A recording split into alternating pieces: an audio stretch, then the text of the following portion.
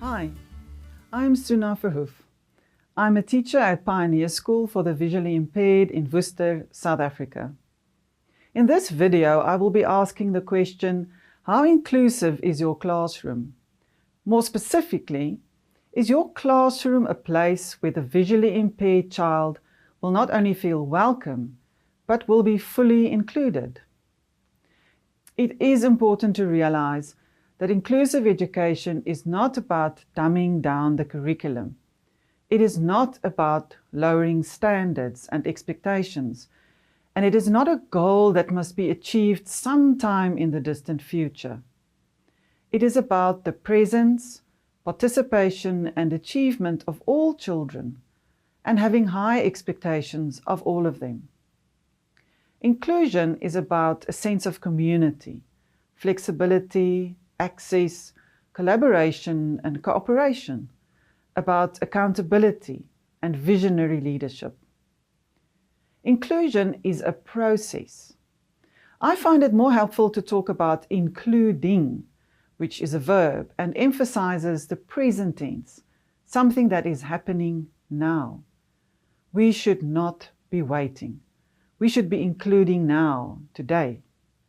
So, what does including a visually impaired child in your classroom and in your teaching involve?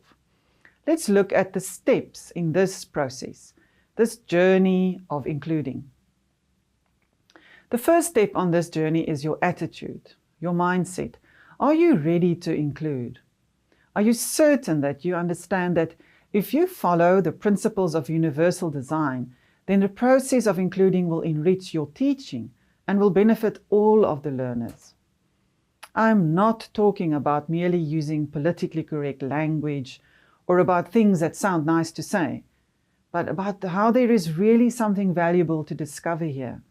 Something I've discovered in my own journey as a teacher is that diversity can help you grow as a teacher while you are busy including all. Having a growth mindset and not a fixed mindset is essential to including.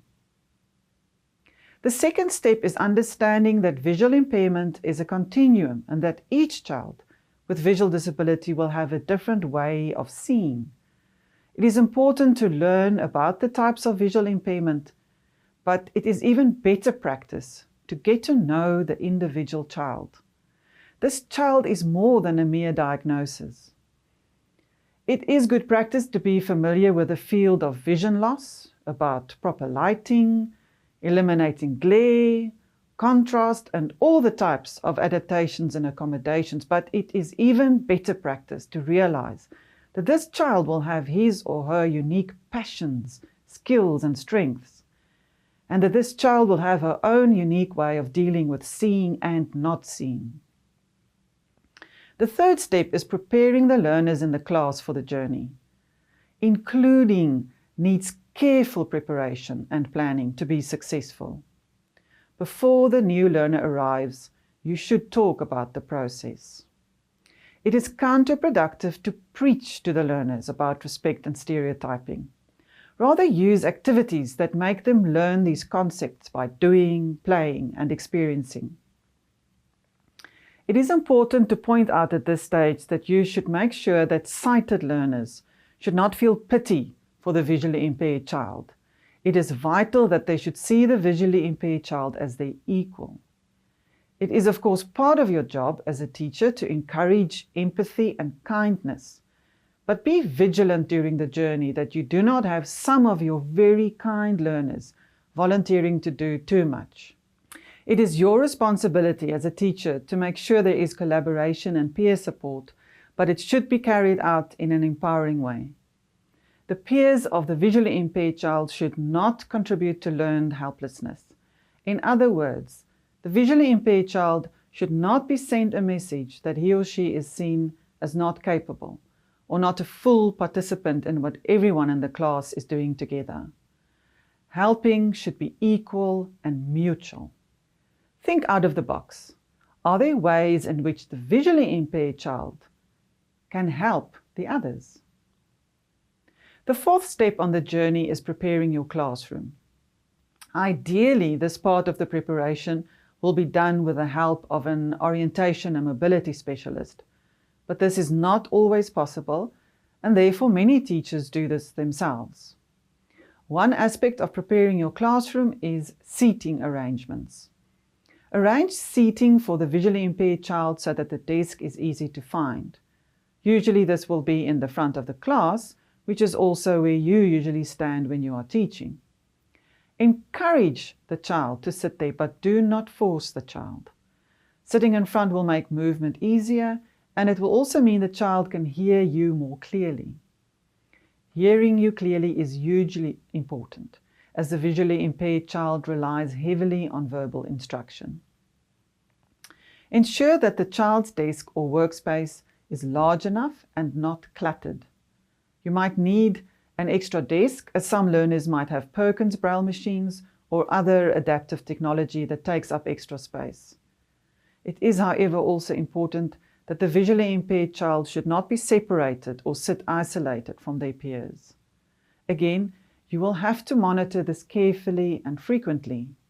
Each visually impaired child will also have their own personality, likes and dislikes, and as you get to know the individual child, you will need to adapt accordingly. The second part of preparing your classroom involves arranging it so that the visually impaired child can move safely and independently with minimal assistance. This will be difficult if you have a small classroom and have to fit in many learners. But if you are fortunate to teach in a classroom where there is space and other learners are encouraged to get up to hand in work or fetch their files, learning materials and supplies, the visually impaired child should also do that. This will mean that you will have to either keep furniture arrangement consistent or involve the visually impaired child when you rearrange it, and then practice the new routes a couple of times with the visually impaired child. Encourage learners to avoid leaving doors and drawers ajar or chairs out from under tables and desks. The fifth step on the journey involves you using your imagination or maybe blindfolding yourself so that you can experience your own classroom without sight. At this point, it is important to emphasize that blindfolding has its pros and cons. Some people experience it as helpful and practical.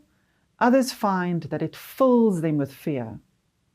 Keep in mind that the child has probably grown accustomed to being visually impaired and does not experience this in the same way that you do. The point of blindfolding yourself, or at least imagining experiencing your class with no or low vision, is to, for example, become aware of how much information you have on your walls. This information is available to your sighted learners, and they learn it incidentally without even knowing it. Make sure that this information is made available to your child with visual disability. This includes graphs and tables.